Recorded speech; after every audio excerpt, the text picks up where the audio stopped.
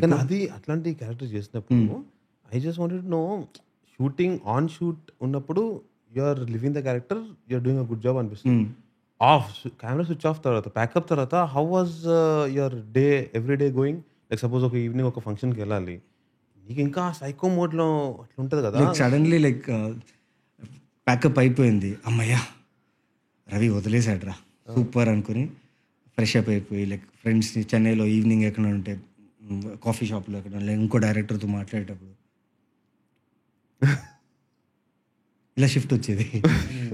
అంటే తెలియకుండా ఒక షిఫ్ట్ వచ్చేది, హే రవి నో అనుకునేవాళ్ళు.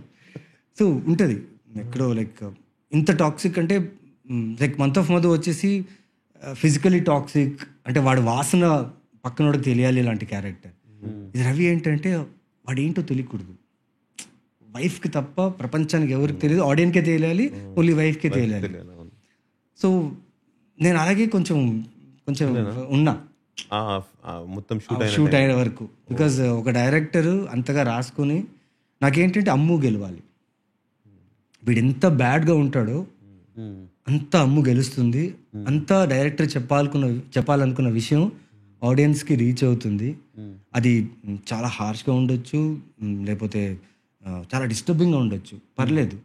But I want to give that experience for an audience saying that పెళ్ళికి ముందు, పెళ్ళి చేసుకున్నప్పుడు, పెళ్ళికి తర్వాత ఆ ప్రాసెస్ ఒక మనిషిగా ఒక మనిషి ఎలా మాట్లాడు, it's only not only for a guy, okay అమ్మాయి కూడా ఉండొచ్చు. ఆ చేంజ్ చూపించాలనుకున్నాను నేను.